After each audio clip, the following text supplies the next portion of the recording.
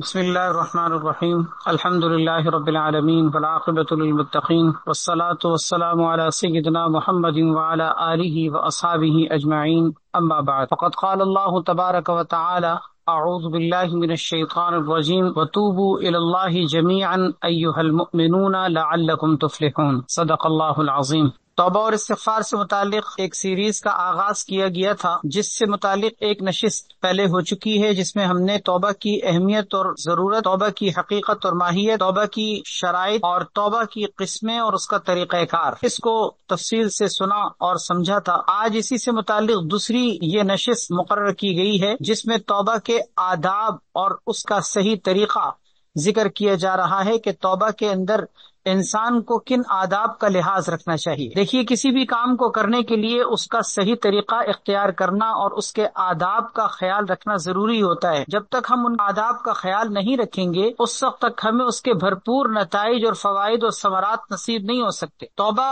بھی ظاہر ہے کہ ایک اہم زندگی کا کام ہے۔ توبہ اور استغفار بھی انسان کو وقتاً فوقتاً چونکہ کرتے رہنا چاہیے، تو آداب کا خیال رکھتے ہوئے انسان توبہ اور استغفار کرے تو بھرپور طریقے سے اس کے فوائد، اس کے ثمرات اور اس کی برکات حاصل ہو سکتی ہیں۔ تو آج کی نشست میں انشاءاللہ ہم انہی آداب کو تفصیل سے ذکر کریں گے۔ بنیادی طور پر جن آداب کو آج کی مجلس میں ذکر کیا جائے گا وہ توبہ اور استغفار سے متعلق 10 اہم آداب ہیں، جن کو انشاءاللہ بالترتیب قرآن و سنت کی روشنی میں ذکر کیا جائے گا۔ اللہ تبارک و تعالی سے دعا ہے کہ اللہ تعالی حق کہنے کی، سننے کی، سمجھنے کی اور ہم سب کو اس پر عمل پیرا ہونے کی توفیق عطا فرمائے۔ توبہ سے متعلق سب سے پہلا ادب اور سب سے پہلی چیز جو اختیار کرنے کی ہے وہ یہ ہے کہ توبہ میں تاخیر نہ کی جائے، کیونکہ زندگی موت کا کوئی پتہ نہیں ہے۔ زندگی ایک ٹمٹماتا ہوا چراغ ہے، کسی بھی وقت ہوا کا تیز جھونکا آئے، انسان کی زندگی کا یہ ٹمٹماتا ہوا چراغ بجھ سکتا ہے، اور بجھنے کا مطلب ہے کہ ہمیشہ ہمیشہ کے لیے دنیا سے ہم چلے گئے، کبھی پلٹ کر نہیں آنا۔ یہ ایک دفعہ زندگی کا چانس ہمیں ملا ہے، یاد رکھیے، ہمیں ایسا نہیں ہے کہ بار بار یہ چانس ملے گا، صرف پہلی اور آخری مرتبہ یہ چانس ہے۔ اگر توبہ کیے بغیر زندگی کا یہ سلسلہ ختم ہو گیا تو سوچئے گناہوں کا کتنا بڑا بوجھ اپنے کندھوں پر لے کر ہم اپنے رب پروردگار کے سامنے حاضر ہوں گے۔ کس منہ سے اللہ کے نبی صلی اللہ علیہ وسلم کا سامنا ہوگا؟ گناہوں کی وجہ سے جو نحوستیں، لعنتیں اور پھٹکار انسان کے اوپر پڑ رہی ہوگی، کیا ان لعنتوں اور پھٹکار کو لے کر انسان اپنے رب کے پاس، اپنے پیارے حبیب کے پاس جانے کو برداشت کر سکتا ہے؟ اس گندگی کو جتنی جلدی ہو سکے اپنے سے دور کریے۔ خدا نخواستہ آپ سوچئے کہ اگر آپ کے اوپر، آپ کے کپڑوں پر، آپ کے جسم پر کوئی غلاظت لگ جائے، نجاست لگ جائے، کوئی گندگی لگ جائے، تو کیا ایک انسان گوارا کرتا ہے کہ چلو کوئی بات نہیں، لگ گئی، ابھی لگے رہنے دو، بعد میں صاف کر لوں گا؟ کوئی غلاظت، نجاست، گندگی ایسی لگ گئی ہو تو آپ اس میں 1 منٹ نہیں برداشت کریں گے کہ اپنے کپڑے آپ خراب رکھیں، بھلے آپ کو نماز پڑھنی ہے یا نہیں پڑھنی، آپ کو قرآن مجید پڑھنا ہے یا نہیں پڑھنا، آپ کو اس وقت کوئی پاکی والا کام کرنا ہے یا نہیں کرنا، لیکن کوئی غلاظت، نجاست خدا نخواستہ کپڑے پہ لگ جائے، کپڑے یا جسم پر لگ جائے، ایک انسان اپنے ہاتھ میں غلاظت لگ جائے تو اس کو بھی 1 منٹ کے لیے بھی برداشت نہیں کرتا، بھلے اس سے آپ نے اس ہاتھوں سے کچھ کھانا ہو یا نہ کھانا ہو، لیکن آپ کے ہاتھ اگر غلاظت میں لگے ہوئے تو کیا کوئی برداشت کرے گا؟ تو 1 منٹ کی بھی تاخیر نہ کیجیے۔ یہ بہت بڑا شیطانی دھوکہ ہے کہ ہم اپنی زندگی کے اندر یہ سوچ کے بیٹھے ہوتے ہیں کہ جی جب کمر ٹیڑھی ہو جائے گی تو اس وقت توبہ کریں گے، بال سفید ہو جائیں گے پھر توبہ کریں گے، جب جسم ناتواں ہو جائے گا، سیدھا کھڑا نہیں ہو پائے گا، اس وقت جو ہے وہ ہم توبہ کریں گے، جب قبر کے قریب پہنچ جائیں گے تو توبہ کریں گے۔ انسان اپنی زندگی کے بارے میں اتنی لمبی لمبی امیدیں لگا کے بیٹھتا ہے اور اسی امید اور آس پر دنیا سے توبہ کیے بغیر روانہ ہو جاتا ہے۔ کتنے ہی آج قبرستان میں ایسے مردے مدفون ہیں کہ جنہوں نے یہی سوچ رکھا تھا کل تک کہ ہم توبہ کریں گے، لیکن توبہ کا موقع نہ مل سکا۔ جو یہ سوچتے تھے کہ ہم نمازیں شروع کریں گے لیکن ان کو موقع نہ مل سکا۔ کتنی ہی ایسی خواتین، کتنی ہی ایسی عورتیں دنیا سے چلی گئی جو یہ سوچا کرتی تھی کہ ہم پردہ کریں گے، شرم اور حیا کے ساتھ، پاک دامنی کے ساتھ، عفت کے ساتھ، پردے کے ساتھ، حجاب کے ساتھ زندگی گزاریں گے، ایک مسلمان بن کر زندگی گزاریں گے، لیکن زندگی نے وفا نہ کی، وقت نے ساتھ نہ دیا اور اسی طرح توبہ کیے بغیر دنیا سے چلی گئی۔ اس لیے سب سے پہلا ادب توبہ کا یہ ہے کہ توبہ میں تاخیر نہ کرے۔ قرآن کریم میں اللہ تعالیٰ نے سورہ نساء کے اندر ارشاد فرمایا ہے کہ انما التوبۃ علی اللہ للذین یعملون السوء بجہالہ، اللہ تبارک و تعالیٰ نے توبہ قبول کرنے کی جو ذمہ داری لی ہے یہ ان لوگوں کے لیے ہے جو نادانی سے، کوئی جہالت کی حالت میں کوئی برائی کر ڈالیں، ثم یتوبون من قریب، پھر بہت جلدی توبہ کر لیں، اللہ ان کی توبہ کو قبول کرتے ہیں اور اس کی اللہ نے اپنے اوپر ذمہ داری لی۔ فَأُولَٰئِكَ يَتُوبُ اللَّهُ عَلَيْهِمْ، تو اللہ تعالیٰ ایسے لوگوں کی توبہ کو ضرور قبول کر لیتے ہیں۔ کن لوگوں کی؟ جو نادانی میں کوئی برائی کر بیٹھے اور پھر جلد ہی توبہ کر لیں، جلد توبہ کر لیں۔ ثُمَّ يَتُوبُونَ مِنْ قَرِيبٍ، سورہ نساء کی یہ آیت نمبر 17 ہے، اس میں اللہ تعالیٰ فرما رہے ہیں ثُمَّ يَتُوبُونَ مِنْ قَرِيبٍ، کہ پھر وہ جلدی توبہ کر لیں۔ اس کا مطلب کیا کہ توبہ جلدی کرنے کی چیز ہے، تاخیر کرنے کی چیز نہیں۔ ایک عابد نے اپنے بیٹے کو نصیحت کرتے ہوئے کیا ہی بہترین جملہ ارشاد فرمایا، کتابوں میں ان کا یہ جملہ موجود ہے، شعب الایمان میں علامہ بیہقی رحمۃ اللہ علیہ نے ذکر کیا ہے۔ فرمانے لگے یا بنیا لا تکن ممن یرجی الآخرۃ بغیر عمل، اے میرے بیٹے تم ان میں سے نہ ہونا جو بغیر کسی عمل کے آخرت کے امیدوار ہوتے ہیں اور لمبی امیدوں کے سہارے پر توبہ میں تاخیر کرتے چلے جاتے ہیں، یہ سوچ کر کے لمبی امیدیں لگا کر کہ ابھی تو میں جوان ہوں، ابھی تو میری زندگی کے ایام گزرے ہی کیا ہیں، ابھی تو میری شادی ہی کیا ہوئی ہے، شادی ہو جائے تو یہ سوچتا ہے ابھی تو میرے بچے ہی نہیں ہوئے ہیں، بچے ہو جائے تو کہتے ہیں کہ ابھی تو میں باپ ہوں، ابھی تو میں دادا ہی نہیں بنا ہوں، ابھی تو میرے بچوں کی شادیاں بھی نہیں ہوئی، بچوں کی شادیاں ہو جاتی ہیں پھر کہتے ہیں کہ جی میرے بچوں کے ابھی تو بچے نہیں ہوئے، ابھی تو میں دادا تھوڑی بناؤں۔ یعنی مسلسل ڈیلے کرتے رہتے ہیں ہم توبہ کو، مسلسل ڈیلے کرتے رہتے ہیں۔ فرمایا میرے بیٹے تم ان میں سے مت ہونا جو بغیر کسی عمل کے آخرت کی امید لگا کے بیٹھتے ہیں اور لمبی لمبی امیدوں کے سہارے پر توبہ میں تاخیر کرتے رہتے ہیں۔ لا تکم ممن یرجو الآخرۃ بغیر عمل، تم ایسے لوگوں میں شامل مت ہونا۔ حضرت لقمان علیہ السلام کتنے مشہور حکیم اور دانا جن کا تذکرہ قرآن کریم میں موجود ہے، انہوں نے بھی اپنے بیٹے کو جو نصیحتیں کی تھیں ان نصیحتوں میں سے ایک نصیحت یہ ہے کہ یا بنی لا تؤخر التوبہ فإن الموت یأتی بغتۃ، اے میرے بیٹے توبہ میں تاخیر مت کرنا کیونکہ موت اچانک سے بہت جلدی آ جاتی ہے۔ موت کے آتے ہوئے کسی کو بھی پتہ نہیں ہوتا، کوئی بھی ہارن نہیں دے رہا ہوتا، کوئی بھی پہلے سے انڈیکیٹ نہیں کر رہا ہوتا کہ جی اب کچھ ہونے والا ہے، نہیں فإن الموت یأتی بغتۃ، موت اچانک سے آتی ہے، لہذا میرے بیٹے لا تؤخر التوبہ، توبہ میں تاخیر مت کرنا۔ ایک روایت میں ہے، شعب الایمان کی روایت ہے، آپ صلی اللہ علیہ وسلم نے فرمایا بندہ جب کوئی برائی کا عمل کرتا ہے، کوئی بھی گناہ کا کام کرتا ہے اور بائیں ہاتھ والا فرشتہ اس کو لکھنا چاہتا ہے تو دائیں ہاتھ والا فرشتہ اس کو روکتا ہے، کہتا ہے امسک، رک جاؤ تھوڑا سا انتظار کرو۔ حدیث میں آتا ہے فیمسک 6 ساعات او 7 ساعات، 6 یا 7 گھڑیاں وہ رکتا ہے۔ اگر بندہ توبہ کر لے تو وہ لکھتا ہی نہیں، اللہ اکبر، یعنی یہ گویا بندے کو موقع ملتا ہے کہ گناہ ہو گیا نا، 6 یا 7 گھڑیاں، اب یہ 6-7 گھڑیوں کا مطلب 6-7 گھنٹے کر سکتے ہیں، 6-7 گھڑیاں فرشتہ رکتا ہے، انتظار کرتا ہے، دایات والا فرشتہ اس کو روک کر رکھا ہوتا ہے، رک جاؤ۔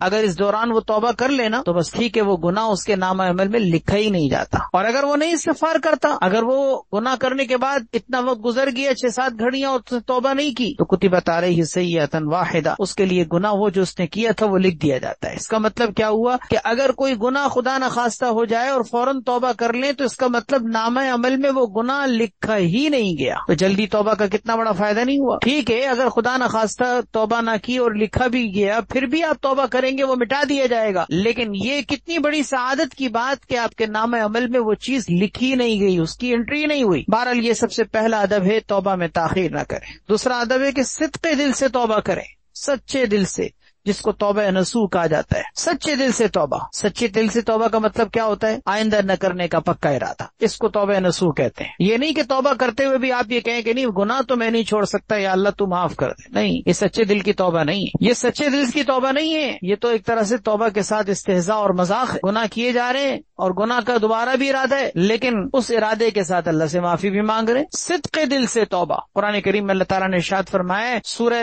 تحریم پارہ نمبر 28 کے بالکل آخری رکوع کے اندر، یا ایھا الذین آمنوا توبوا الی اللہ توبۃ نصوحا، اے ایمان والو اللہ تبارک و تعالیٰ کی طرف سچی توبہ کے ساتھ رجوع کرو۔ سچی توبہ، اس کو کہتے ہیں صدق دل کی توبہ۔ حضرت ابراہیم ابن ادہم رحمہ اللہ بہت بڑے مشہور ایک بزرگ گزرے ہیں، وہ فرماتے ہیں کہ التوبۃ الرجوع الی اللہ بصفاء السر، توبہ نام ہی اس چیز کا ہے کہ دل کے خلوص کے ساتھ اللہ کی جانب رجوع کیا جائے، سچے دل کے ساتھ۔ علامہ ابن حجر اسقلانی رحمۃ اللہ علیہ، حافظ الحدیث، فتح الباری کے مصنف، بخاری کے سب سے بڑے شارح، اللہ نے کیا علمی مقام دیا تھا۔ علامہ ابن حجر اسقلانی رحمۃ اللہ علیہ فرماتے ہیں کہ لا تصح التوبۃ الشرعیۃ الا بالاخلاص، شرعی توبہ صرف اور صرف اخلاص کے ساتھ ہوتی ہے، اخلاص کے ساتھ۔ جس نے اللہ کے علاوہ کسی اور کے لیے توبہ کی تو وہ در حقیقت لا یکون تائبا اتفاقا بالاتفاق کسی کے نزدیک بھی وہ توبہ کرنے والا نہیں، توبہ کرنے والا نہیں ہو سکتا،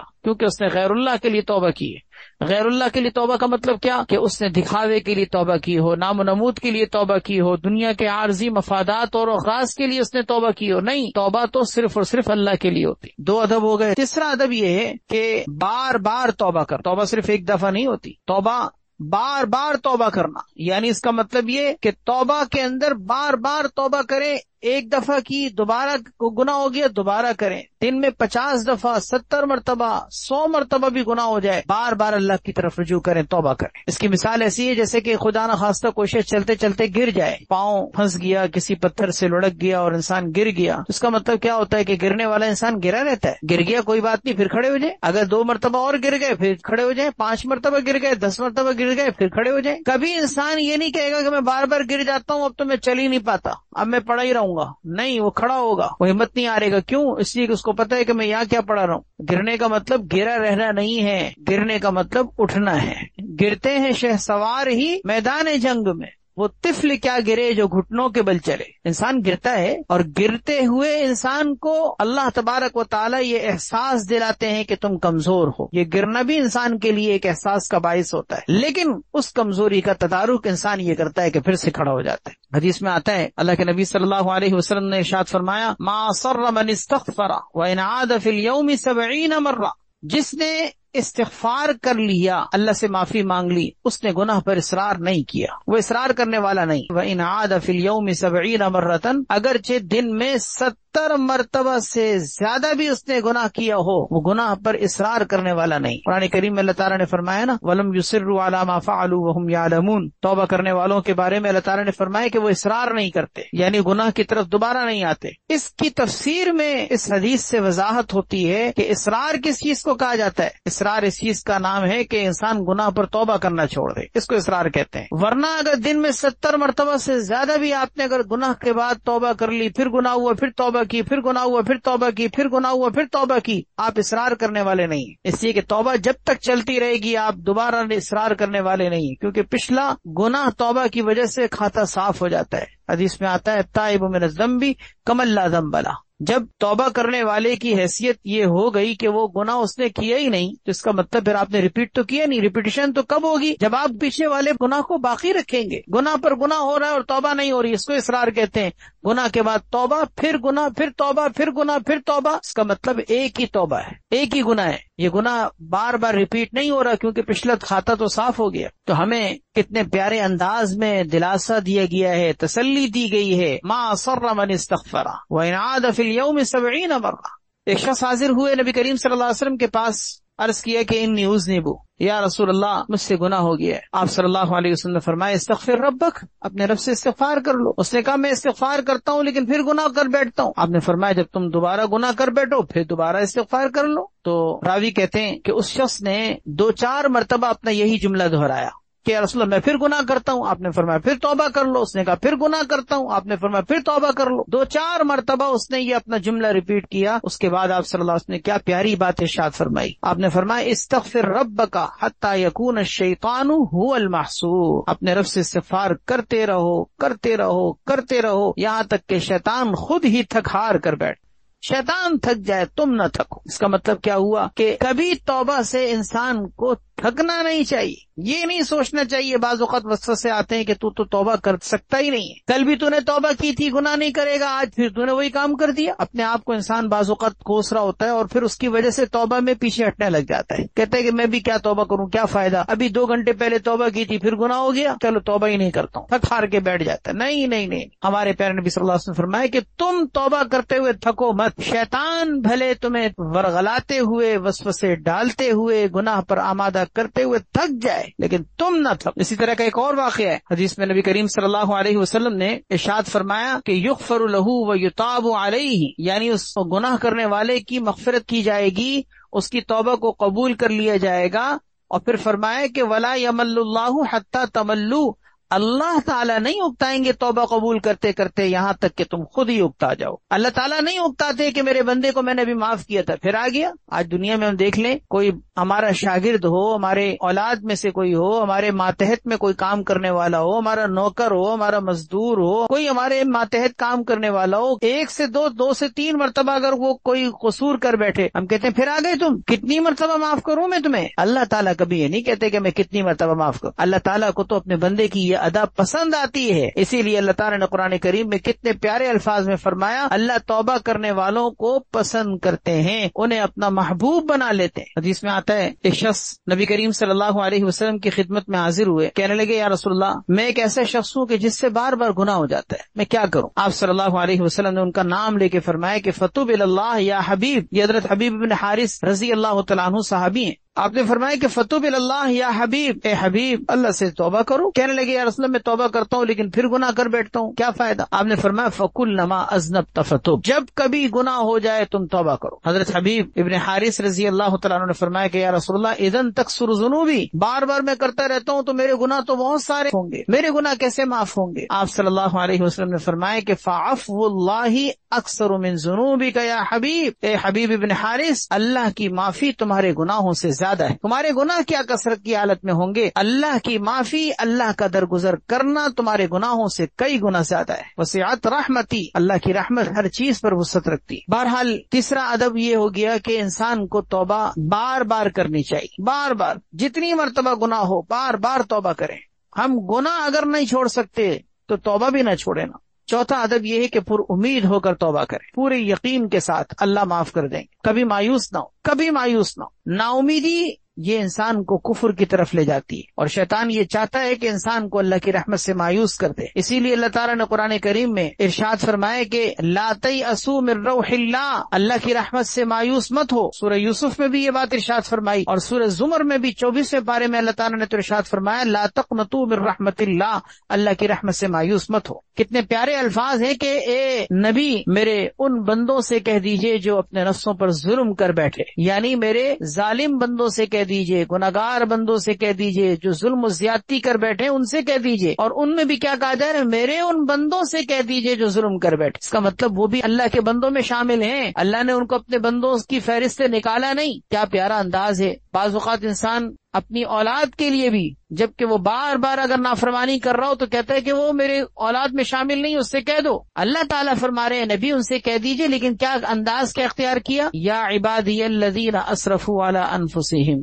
میرے وہ بندوں جنہوں نے اپنے نفسوں پر ظلم کیا ہے، لا تقنطوا من رحمت اللہ، اللہ کی رحمت سے مایوس مت ہو. ان اللہ یغفر الذنوب جميعا انہ هو الغفور الرحیم، بے شک اللہ تبارک و تعالیٰ سارے کے سارے گناہ معاف کر دیں گے، بے شک وہ بہت معاف کرنے والے اور بڑے ہی مہربان. اللہ کی رحمت سے مایوس نہ ہو. حدیث میں آتا ہے، ترمذی کی روایت ہے، ادعوا اللہ وانتم موقنون بالاجابہ، اللہ تبارک و تعالی سے دعا مانگو اس یقین کے ساتھ کہ اللہ دعا قبول کریں گے. حضرت نعمان ابن بشیر رضی اللہ تعالیٰ عنہ فرماتے ہیں کہ جب تم میں سے کوئی گناہ کر بیٹھے تو اسے چاہیے کہ اپنے ہاتھ ہلاکت میں نہ ڈالے، یعنی گناہ اگر ہو جائے تو اپنے ہاتھوں کو پھر ہلاکت میں نہیں ڈالنا چاہیے. کس طرح کہ زبان سے کوئی یوں کہنے لگے کہ لا توبۃ لی، کہ میری توبہ تو قبول نہیں ہوگی. فرمایا یہ اپنے آپ کو ہلاکت میں ڈالنا ہے. گناہ ہو گیا تو یوں مت کہو کہ لا توبۃ لی، میری توبہ نہیں ہے، میری توبہ قبول نہیں ہے. نہیں نہیں نہیں، یہ ہلاکت میں ڈالنا ہے. تو کوئی اگر تم میں سے گناہ کر بیٹھے تو اپنے ہاتھوں کو ہلاکت میں مت ڈالے، یعنی زبان سے یوں نہ کہے کہ لا توبۃ لی، ولکن لیستغفر اللہ ولیتوب الیہ، اسے چاہیے کہ اللہ سے استغفار کرے، توبہ کرے، اسی کہ اللہ معاف کرنے والے ہیں، بخشنے والے ہیں، رحم کرنے والے ہیں. تو توبہ کا یہ بہت اہم ادب کہ انسان کو اللہ کی رحمت سے مایوس نہیں ہونا چاہیے، پر امید رہنا چاہیے اور پورے یقین کے ساتھ توبہ کرنی چاہیے. اسی کہ اللہ بھی سچا، اللہ کا قرآن بھی سچا، اللہ کا کلام بھی سچا، اللہ کے نبی بھی سچے، اللہ کے نبی کے فرامین بھی سچے. میرا دل، میرے جذبات، میرے وساوس، میرے خیالات، شیطانی آنے والے وسوسے، یہ سب جھوٹے ہیں. اللہ اور اللہ کے نبی سچے ہیں. میرے دل کے وسوسے کہ اللہ معاف نہیں کریں گے، یہ جھوٹ ہے. اللہ سچے ہیں کہ اللہ نے کہا میں معاف کروں گا، اللہ کے نبی سچے ہیں کہ اللہ کے نبی نے کہا کہ اللہ معاف کر دیں گے، یہ سچ ہے. تو شیطان کے وسوسوں کو سچ نہ کہیے، اللہ کی بات کو سچ کہیے. اللہ سے زیادہ سچی بات کس کی ہو سکتی ہے؟ ومن اصدق من اللہ قیلا ومن اصدق من اللہ حدیثا، اللہ سے زیادہ بھی کسی کی سچی بات ہو سکتی ہے. اس لیے کبھی ایسے وسوسوں کی وجہ سے توبہ کرنے کو مت چھوڑیے. انسان بعض اوقات مایوسی کے دلدل میں ایسا گرتا ہے کہ انسان کو شیطان اس دلدل میں مزید دھنسانے لگ جاتا ہے یہ خیالات ڈال کر کے تیری توبہ تو اب قبول نہیں ہونی۔ فرمایا اس طرح تم اپنے آپ کو ہلاکت میں مت ڈالو کہ یوں کہنے لگو لا توبۃ لی۔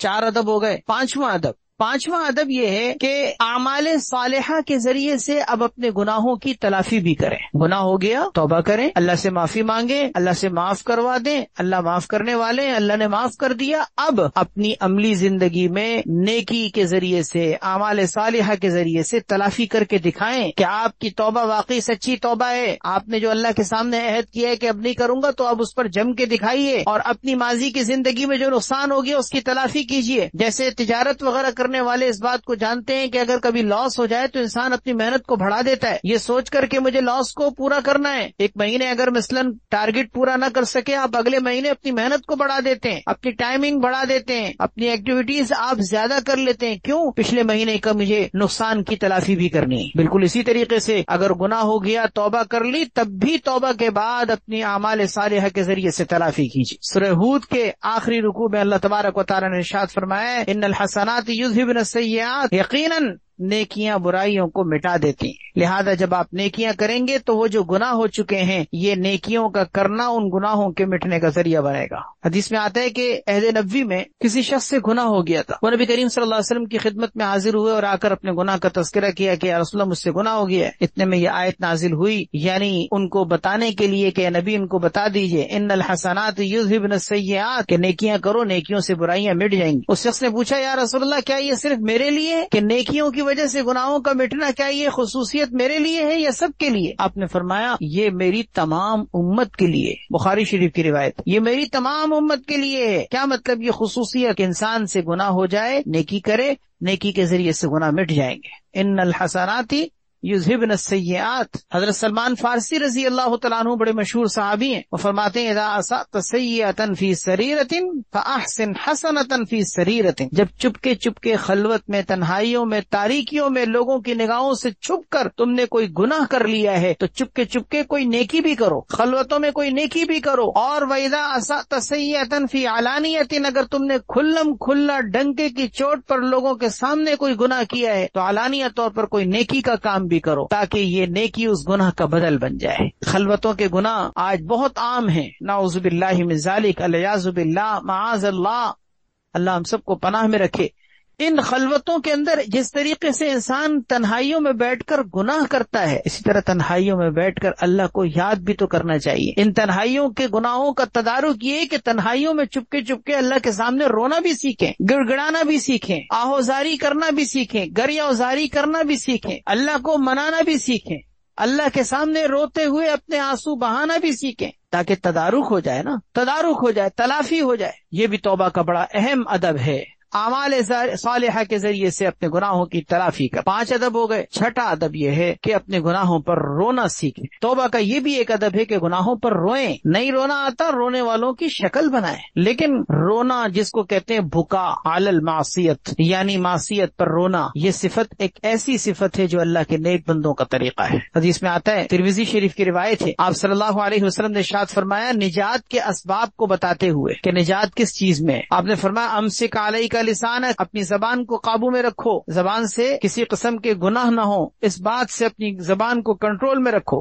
دوسری نصیحت آپ نے یہ فرمائی کہ وَلْيَسَعْكَ بَيْتُكَ، تمہارا گھر تمہارے لیے کشادہ ہو جائے، یعنی تمہارا گھر تمہارے رہنے کے لیے وسیع اور کشادہ ہو، تنگ نہ ہو۔ اس کا مطلب کہ تم اپنے وقت کو زیادہ سے زیادہ اپنے گھر کے اندر گزارو، تاکہ تمہارا اپنے گھر کے اندر رہنا بہت سارے فتنوں سے بچنے کا ذریعہ ہو۔ وَابْكِ عَلَىٰ خَطِيئَتِكَ، اور تیسری چیز یہ کہ اپنی خطاؤں پر رو، اپنے گناہوں پر رونا سیکھو۔ یہ 3 کام اگر تم نے کر لیے تو اس کا مطلب تمہیں نجات حاصل ہو جائے۔ یہ نجات کے آپ نے 3 اسباب ذکر کیے ہیں، ان 3 کاموں میں غور کیجئے۔ ایک کام ذکر کیا گیا ہے وَابْكِ عَلَىٰ خَطِيئَتِكَ، اپنی خطاؤں پر رو۔ یہ خطاؤں پر رونا یہ بھی ایک مستقل ایک عبادت ہے، ایک محبوب ترین عمل ہے۔ آج ہماری زندگیوں سے یہ عمل بہت حد تک نکلا ہوا ہے۔ آپ خود سوچیں، دوسروں کے بارے میں چھوڑیے، اپنی زندگی میں سوچیں کہ آپ اپنے گناہوں پہ کتنا روتے ہیں، یا آج سے پہلے ذرا ذرا پیچھے پلٹ کر سوچیں کہ آج سے پہلے آپ کبھی اپنی خطا پر روئے تھے تو وہ کون سا وقت تھا؟ آج سے کتنا عرصہ پہلے آپ اپنی خطاؤں پر کبھی روئے تھے؟ آپ سوچیں ذرا، اپنا احتساب کیجئے، جائزہ لیجئے، آپ کو خود پتہ چل جائے گا کہ ہم گناہوں پر کتنا روتے ہیں۔ یہی وجہ ہے کہ ہم نے گناہوں پر رونا چھوڑ دیا، ہم دنیا کی چیزوں پر رونا شروع ہو گئے۔ کوئی مال پر رو رہا ہے، کوئی جائیداد پر رو رہا ہے، کوئی دنیا کے مفادات پہ رو رہا ہے، اغراض پر رو رہا ہے، غموں پہ رو رہا ہے، ٹینشن، ڈپریشن، پریشانیاں، اولاد کی جانب سے، مال کی جانب سے، کن کن چیزوں پر رونا پڑ رہا ہے۔ اپنے گناہوں پر جو رونا سیکھ لیتے ہیں، اللہ دنیا کی چیزوں پر رونے سے ان کو بچا لیتے ہیں۔ حضرت سفیان ابن عیینہ رحمہ اللہ فرماتے ہیں کہ البکاء من مفاتیح التوبہ، رونا توبہ کی چابیوں میں سے ایک چابی ہے، توبہ کی کنجی جس سے توبہ کا دروازہ کھلتا ہے۔ فرمایا یہ رونا یعنی یہ جو بکا ہے، آہو بکا کرنا، یہ توبہ کی کنجی ہے۔ الا تری انہ یرق فیندم، کیا تم نے نہیں دیکھا کہ رونے والے کا دل نرم ہوتا ہے تو وہ اپنے کیے پر کس طرح سے نادم و پشیمان ہو جاتا ہے؟ اس کا مطلب کیا کہ یہ رونا ذریعہ بنتا ہے اس کی توبہ کی ندامت کا، توبہ کے آنسوؤں کا ذریعہ بنتا ہے۔ حضرت عطیہ عوفی رحمہ اللہ فرماتے ہیں من بکا علی خطیۃ محیت عنہ، جو اپنی خطاؤں پر رونا سیکھ لے اس کی خطا مٹا دی جاتی، محیت عنہ، وہ خطا اس سے مٹا دی جاتی۔ حضرت مالک ابن دینار رحمہ اللہ تو فرماتے ہیں کہ البکاء علی الخطیۃ یحط الذنوب، خطاؤں پر رونا گناہوں کو اس طرح سے مٹا دیتا ہے کما تحط الریح الورق الیابس، جیسے کہ پتجھڑ کے موسم میں، خزاں کے موسم میں جب پتے جھڑ رہے ہوتے ہیں، پتجھڑ کے موسم میں ہوا خشک پتوں کو جس طرح گرا دیتی، خشک پتوں کو، اسی طریقے سے فرمایا یہ رونا گناہوں کو ایسے ہی گرا دیتا ہے۔ اللہ اکبر۔ حضرت ہارون ابن ریعاب رحمہ اللہ بڑے مشہور بزرگ گزرے ہیں، وہ فرماتے ہیں کہ ما بکا عبد للہ مخلصا فی ملأ من الملأ الا غفر لهم جميعا ببرکت بکائے، کہ کوئی بندہ اگر لوگوں کے مجمع میں، ہجوم میں، لوگوں کے مجمع میں کہ کئی سارے لوگ جمع ہیں، اور وہاں پر اگر کوئی اخلاص کے ساتھ دکھاوے کے لیے نہیں کہ لوگوں کو دکھانے کے لیے مجمع میں ہجوم میں رو رہے ہیں، نہیں، اگر کچھ لوگوں کے درمیان کوئی شخص اخلاص کے ساتھ اپنے گناہوں پر توبہ کرتے ہوئے رویا تو اس کے رونے کی برکت سے ان تمام مجمع کے لوگوں کی مغفرت کر دی جاتی، پورے مجمع کی مغفرت کر دی جاتی۔ کسی ایک کے آنسو اللہ کو اتنے پسند آتے ہیں کہ پورے مجمع کے اٹھے ہوئے ہاتھوں کی توبہ قبول ہو جاتی۔ حضرت ابو معشر رحمہ اللہ فرماتے ہیں کہ میں نے حضرت عون ابن عبداللہ رحمہ اللہ کو دیکھا کہ وہ حضرت ابو حازم رحمہ اللہ کی مجلس میں رو رہے تھے اور اپنے آنسوؤں کو اپنے چہرے پر پھیر رہے تھے اور فرما رہے تھے کہ ان النار لا تمس موضع الدموع، بے شک جہنم کی آگ آنسوؤں کے لگنے کی جگہ کو چھو بھی نہیں سکتی۔ تو وہ آنسوؤں کو لے کر اپنے چہرے پہ مل رہے تھے کیونکہ ان کو پتا تھا کہ یہ آنسو جس جسم کے حصے پہ لگیں گے جہنم کی آگ بھی اس جگہ کو چھو نہیں سکتی۔ ایک روایت میں آتا ہے ایک موقع پر نبی کریم صلی اللہ علیہ وسلم نے ارشاد فرمایا، ترمذی کی روایت ہے، آپ نے قسم کھا کر فرمایا اللہ کی قسم لو تعلمون ما اعلم لضحکتم قلیلا وَلَبَكَيْتُمْ كَثِيرًا، اللہ کی قسم اگر تمہیں معلوم ہو جائے جو میں جانتا ہوں، جو مجھے پتا ہے، اگر تمہیں پتا چل جائے تو تم بہت کم ہنسو اور بہت زیادہ رو۔ وَمَا تَلَذَّذْتُمْ بِالنِّسَاءِ عَلَى الْفُرُشِ، اور تم بستروں پر عورتوں سے لذت حاصل کرنے کو ترک کر دو۔ وَلَخَرَجْتُمْ إِلَى الصُّعُودَاتِ، اور تم اللہ تبارک و تعالی سے آہوزاری کرتے ہوئے صحرا بیابانوں کی طرف نکل جاؤ۔ اگر تمہیں وہ چیزیں پتا چل جائیں جو میں جانتا ہوں، اگر تمہیں پتا چل جائیں تو تمہارے اندر یہ کیفیت پیدا ہو جائے۔ پہلی بات کہ تم کم ہنسو، دوسری بات یہ کہ تم زیادہ رونے لگو، تیسری بات یہ کہ بستروں پر تم اپنی عورتوں سے لذتیں حاصل کرنا چھوڑ دو اور بیابانوں کی طرف تم نکل جاؤ آہوزاری کرتے ہوئے اگر تمہیں وہ حقیقتیں پتہ چل جائیں جو آگے پیش آنے والی۔ اللہ اکبر۔ حضرت انس رضی اللہ تعالیٰ عنہ سے مروی ہے، آپ صلی اللہ علیہ وسلم نے ارشاد فرمایا یا ایھا الناس ابکوا فإن لم تستطيعوا فتباکوا، اے لوگوں رو، اللہ کے سامنے اپنے گناہوں کو سوچ سوچ کر اللہ کے خوف سے توبہ کرتے ہوئے رویا کرو۔ فإن لم تستطيعوا فتباکوا، اگر تم رونے کی طاقت نہیں رکھتے، آنکھیں خشک ہیں، دل نرم نہیں ہے، دل ایسے سخت ہو چکے ہیں کہ قساوت کا شکار ہونے کی وجہ سے دل نرم ہی نہیں ہو رہے، آنکھوں سے آنسو نکل ہی نہیں رہے، آنکھیں خشک ہو چکی ہیں، فرمایا فإن لم تستطيعوا فتباکوا، اگر تمہیں رونا نہ آئے تو بتکلف رو، رونے والوں کی شکل بناؤ۔ اس کے بعد پھر آپ نے فرمایا کہ فإن أهل النار يبكون في النار حتى تسيل دموعهم في وجوههم كأنها جداول، جہنمی جہنم کے اندر اتنا روئیں گے کہ ان کے آنسو ان کے چہروں پر اس طرح سے بہ رہے ہوں گے جیسے کہ نالیاں بہتی۔ اللہ اکبر۔ نالیاں بہتی ہیں جس میں سے پانی بہ رہا ہو تیزی سے، اس طرح سے نالیاں ان کی آنکھوں سے گویا کہ آنسوؤں کی جھڑیاں ان کی بہہ رہی ہوں، اور پھر روتے روتے روتے روتے روتے روتے ان کی آنکھوں سے آنسو ختم ہو جائیں گے. اس کے بعد آنکھوں سے آنسوؤں کی جگہ خون نکلنا شروع ہو جائے گا، اور اس کی وجہ سے آنکھیں لولہان ہو جائیں گی. پھر فرمایا کہ وہ بہنے والے آنسو اور خون اتنی کثرت سے ہوں گے کہ اگر ان آنسوؤں میں کشتیاں چھوڑ دی جائیں تو وہ کشتیاں بھی چلنے لگ جائیں.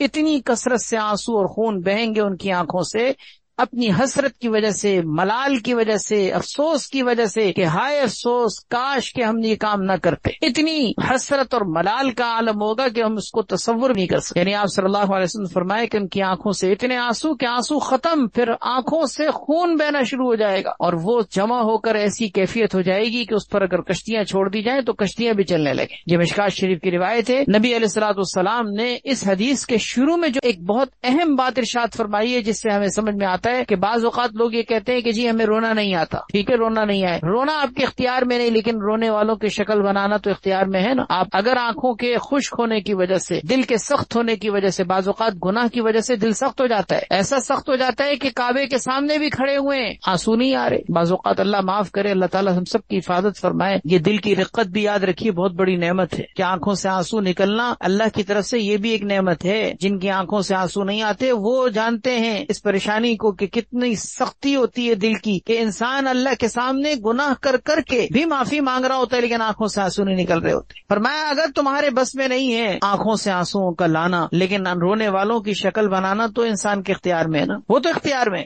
آپ رونے والوں کی شکل بنائیں. حقیقت اس کو تو کر دے میں صورت لے کے آیا ہوں، تیرے محبوب بندوں کی شباہت لے کے آیا ہوں. حقیقت اس کو تو کر دے میں صورت لے کے آیا ہوں. تو اللہ کے محبوب بندے روتے ہیں، ہم ان کی طرح اگر نہ رو سکیں تو کم سے کم شباہت تو لے کے جائیں نا. شباہت تو لے کے اللہ کے سامنے بیٹھیں اور یہ شعر بھی پڑھیں، تیرے محبوب کی یا رب شباہت لے کے آیا ہوں. حقیقت اس کو تو کر دے میں صورت لے کے آیا ہوں. میں صورت لے کے آیا ہوں کہ ٹھیک ہے نہیں رو پا رہا لیکن رونے والوں کی شکل تو بنا رہا ہوں. اللہ تو میرے اس رونے کی شکل بنانے کو رونا بنا کر قبول کر لے. 6 ادب ہو گئے. 7واں ادب یہ ہے کہ گناہ اگر مخفی طور پر کیا ہے تو توبہ بھی مخفی طور پر کریں، اور اگر گناہ علانیہ طور پر کیا ہے سب کے سامنے تو پھر خلوت میں بیٹھ کے توبہ نہ کریں، پھر سب کے سامنے توبہ کریں. اس کا مطلب کیا ہے؟ مثال کے طور پر کوئی شخص اگر فنکار ہے، اداکار ہے، گلوکار ہے، اور اس نے اپنی زندگی کا ایک بڑا وقت ان کاموں میں گزارا ہے، گانے گائے ہیں، اداکاریاں کی ہیں، فنکاریاں کی ہیں، اور گناہ کے کاموں میں خود بھی لگا ہے اور لوگوں کو بھی گمراہ کیا ہے. اب وہ توبہ کرنا چاہتا ہے تو توبہ وہ مصلی بچھا کر بند کمرے میں تاریکیوں میں تنہائیوں میں نہیں کرے گا. اب اس نے توبہ برملا سب کے سامنے کرنی ہے اور اس بات کو ظاہر کرنا ہے، ثابت کرنا ہے اپنے قول و فعل سے کہ میں اب اس زندگی سے توبہ کر کے اس کو چھوڑنے کا اعلان کرتا ہوں. جیسے آپ نے سنا ہوگا بڑے بڑے پاپ سنگر، اداکارائیں،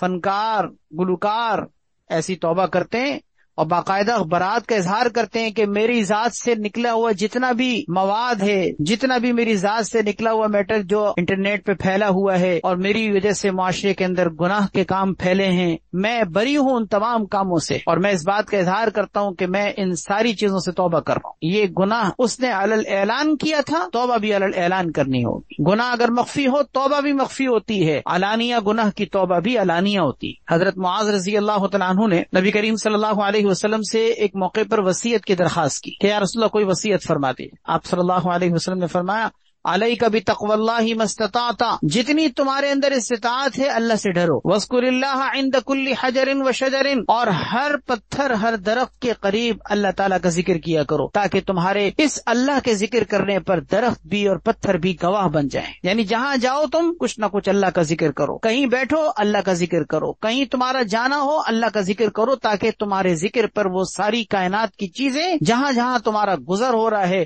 وہ گواہ بن جائے. اور تیسری چیز آپ نے فرمائی ما عملت من سوء فاحدث للہ فیہ توبہ، فرمایا کہ جو تم برائی کر بیٹھو اس سے اللہ تبارک و تعالیٰ سے توبہ کر لیا. پھر فرمایا مخفی طور پر کیے جانے والے گناہ کی توبہ مخفی طور پر کرو، کھلم کھلا کیے جانے والے گناہ کی توبہ علل اعلان کرو. یہ ہے وہ بات جو میں آپ سے عرض کر رہا ہوں کہ انسان سے گناہ مخفی طور پر ہوا، اس کے گناہ پر کوئی شاہد نہیں، کوئی گواہ نہیں، کسی نے نہیں دیکھا. آپ کو معلوم، آپ کے رب کو معلوم، فرشتوں کو معلوم جو آپ کے گناہ پر گواہ ہیں، اس جگہ پر جہاں آپ نے گناہ کیا کسی نے آپ کو گناہ کرتے ہوئے نہیں دیکھا۔ اب یہ کوئی ایسی چیز نہیں ہے کہ آپ جا کے لوگوں کو بتاتے پھریں اور اپنے گناہ کا تذکرہ کریں، آپ اپنے پردے کو خود چاک کر رہے ہیں۔ اللہ نے آپ کے گناہ پر پردہ ڈالا، آپ اپنے پردے کو خود چاک کر رہے ہیں۔ علماء نے لکھا ہے کہ اگر اللہ تبارک و تعالیٰ نے آپ کے گناہ پر پردہ ڈال کر ستاری کا معاملہ کیا ہے تو آپ اپنے گناہ کے پردے کو چاک کر کے اپنے آپ کو ذلیل مت کریں۔ گناہ ہو گیا ہے، توبہ کے آنسو اللہ کے سامنے اسی طرح بہا دیں جیسے تنہائی میں چھپ چھپ کر گناہ کیا تھا، ایسی تنہائی میں چھپ چھپ کر اللہ کو منا بھی لیں۔ ایک اور موقع پر حضرت معاذ بن جبل رضی اللہ تعالیٰ عنہ کی حدیث ہے کہ وہ فرماتے ہیں کہ آپ صلی اللہ علیہ وسلم نے ایک دفعہ میرا ہاتھ پکڑا اور 1 میل تک آپ مجھے لے کے چلتے رہے، اور آپ نے اس موقع پر مجھے کیا نصیحتیں فرمائیں؟ اللہ اکبر! وہ کافی لمبی نصیحتیں ہیں، ساری ذکر کرنے کے بجائے میں اس کا وہ حصہ ذکر کرتا ہوں جو اس موضوع سے متعلق۔ آپ صلی اللہ علیہ وسلم نے فرمایا احدث لکل ذنب توبۃ،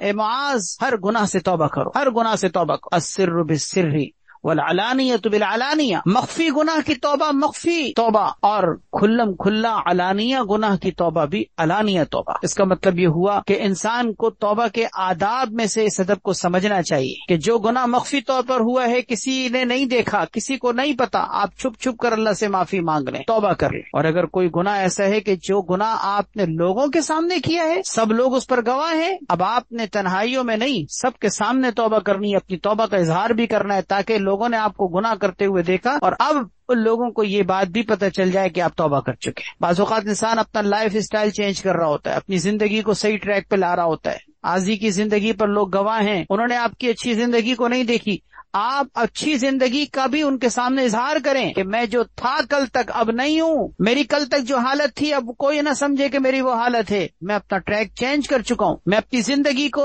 بدل چکا ہوں، اب میں وہ نہیں ہوں جو کل تک تھا۔ اس چیز کا اظہار لوگوں کے سامنے کریں، یہ نہیں کہ لوگوں کے سامنے آپ توبہ کے لیے آنسو بہائیں اور لوگوں کے سامنے ہاتھ اٹھائیں، یہ مطلب نہیں ہے۔ مطلب کہنے کا یہ ہے کہ اپنی توبہ کا لوگوں کے سامنے اظہار کریں، اپنی ماضی کی زندگی کے ختم ہو جانے اور نئی زندگی کے شروع ہو جانے کا لوگوں کے سامنے برملا اظہار کریں۔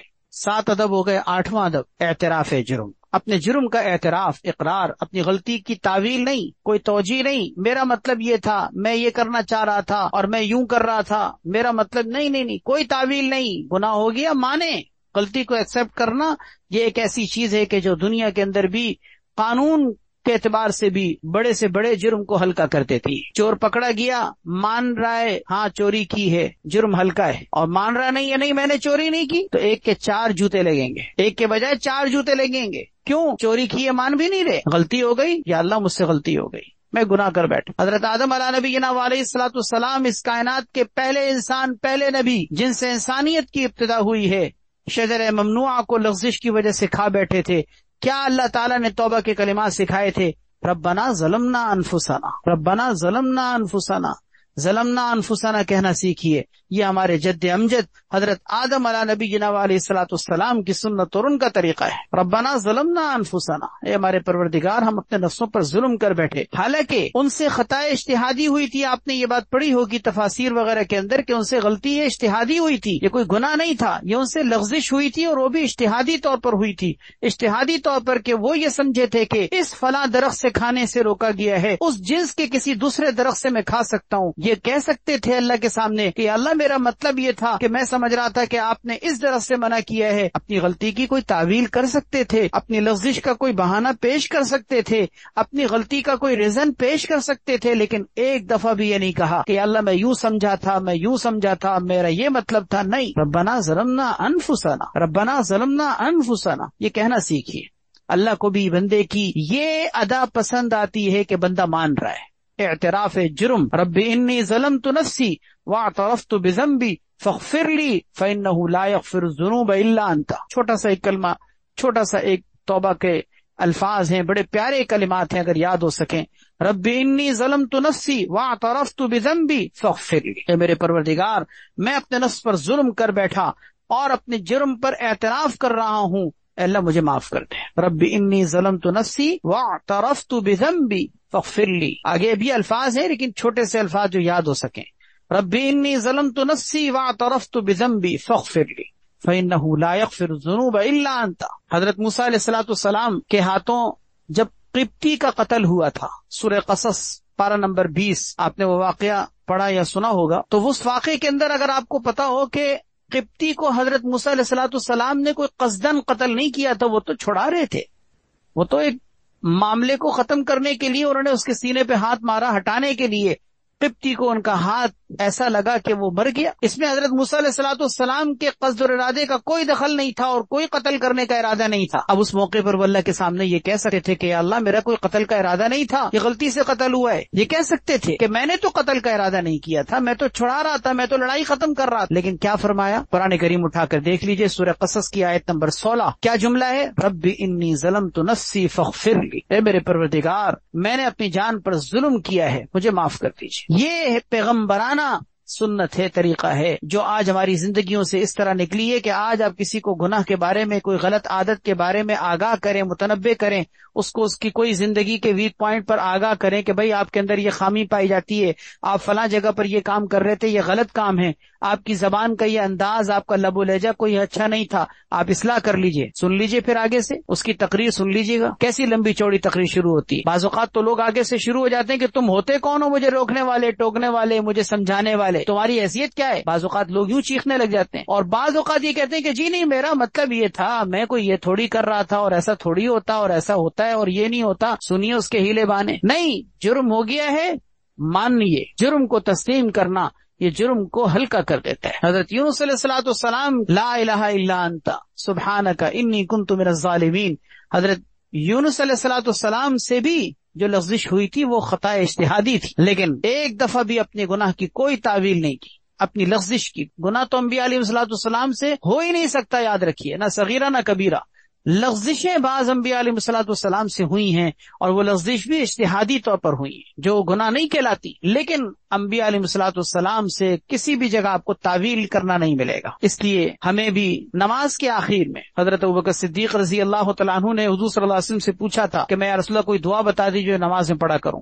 آپ نے نماز کے آخر میں درود شریف کے بعد ایک دعا تلقین کی ہے جو ہم نماز میں پڑھتے بھی ہیں، یقیناً آپ کو بھی یاد ہوگی اور پڑھتے ہوں گے۔ اللہم انی ظلمت نفسی ظلما کثیرا ولا یغفر الذنوب الا انت فاغفر لی مغفرۃ من عندک وارحمنی انک انت الغفور الرحیم۔ بخاری شریف کے اندر یہ روایت موجود ہے کہ حضرت ابوبکر صدیق رضی اللہ تعالیٰ عنہ نے جب درخواست کی تو آپ نے یہ دعا سکھائی، اور اس دعا میں کیا ہے؟ اللہم انی ظلمت نفسی ظلما کثیرا فاغفر لی۔ اللہ اکبر۔ حدیث میں آتا ہے حضرت علی رضی اللہ تعالیٰ عنہ فرماتے ہیں کہ اللہ تعالیٰ کے نزدیک سب سے زیادہ محبوب اور پسندیدہ کلمات یہ ہیں کہ بندہ سجدے کی حالت میں اپنے رب کے سامنے پڑا ہوا یہ کہہ رہا ہو، کیا؟ ظلمت نفسی فاغفر لی، ظلمت نفسی فاغفر لی، ظلمت نفسی فاغفر لی۔ اللہ تعالیٰ کو یہ محبوب کلمات ہیں۔ راتوں کو تہجد میں یا نفل میں کبھی بھی موقع ملے نا، سجدے میں سر رکھ کر دیر تک یہ کہنا سیکھ لیجئے۔ اللہ کو یہ بندے کے کلمات بڑے پسند ہیں۔ کیا؟ ظلمت نفسی فاغفر لی، ظلمت نفسی فاغفر لی۔ بھلے آدھا گھنٹہ گزر جائے، یہ کہنا اپنے لیے سعادت سمجھیں۔ ظلمت نفسی فاغفر لی، ظلمت نفسی فاغفر لی۔ اے میرے پروردگار مجھ سے ظلم ہو گیا ہے، میں گناہ کر بیٹھا ہوں، مجھے معاف کر دے، میں گناہ کر بیٹھا ہوں، مجھے معاف کر دے، میں گناہ کر بیٹھا ہوں، مجھے معاف کر دے۔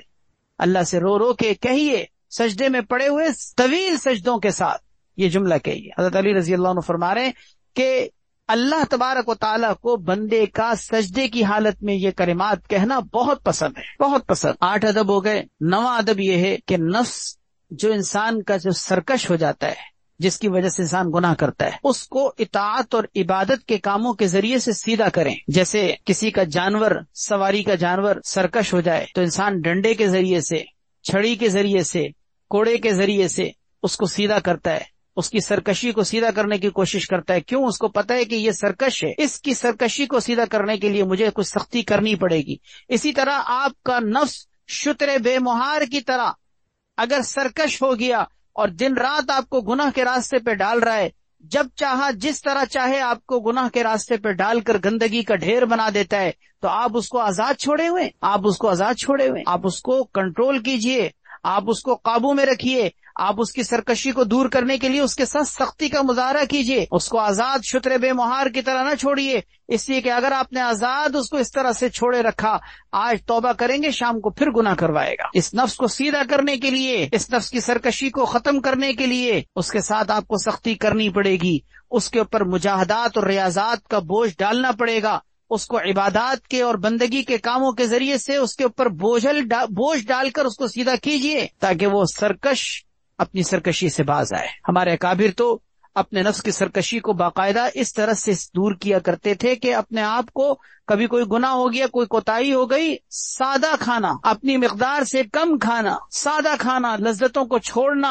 اور ان لذتوں کو چھوڑ کر کھلا کر یہ کہتے تھے کہ بہت گناہ کرنا آ گیا ہے نا، کھا اب اس کو، اس سوکھے ٹکڑے کو کھا، اس لیے کہ تو روغنی روٹیاں کھا کر تو سرکش ہو رہا تھا نا، اب میں نہیں کھلاؤں گا۔ اس طرح سے کہہ کر سوکھی روٹیاں چبایا کرتے تھے، اور کہتے تھے اپنے آپ سے مخاطب ہو کر کہ بہت تو گناہ کی طرف بڑھ رہا تھا نا، اب میں تجھے سیدھا کروں گا۔ روغنی روٹیاں کھا کر تو راتوں کو تہجد سے محروم ہو رہا تھا، اب میں تجھے سوکھے ٹکڑے کھلا کر تجھے سیدھا کروں گا۔ وہ بہرحال بہت اعلیٰ قسم کے لوگ تھے۔ ہم اس چیز پر ٹھیک ہے، تہجد کے چھوڑنے پر میں نہیں آپ سے عرض کر رہا، لیکن کم سے کم اگر آپ کو بدنظری کی عادت ہے، آپ کی زبان اگر غلط استعمال ہوتی ہے، اگر آپ کو خدا نخواستہ کوئی اور گناہ کرنے کی بری عادت لگی ہوئی ہے، تو آپ اس بری عادت کو اس طرح سے چھوڑے نہ رکھیں اپنے نفس کو کہ جیسا چاہے وہ کرتا رہے، نہیں، اپنے نفس پر عبادت کا بوجھ ڈالیے، کوئی جرمانہ مقرر کیجئے۔ مثلا آپ کو جھوٹ بولنے کی عادت ہے، اب اگر جھوٹ بولنے کا کوئی کام ہو جائے تو اپنے آپ پر یہ سزا مقرر کیجئے کہ میں اب اگر جھوٹ بولوں گا تو میں 10 رکعت نفل پڑھوں گا۔ ایک مثال دے رہا ہوں، 10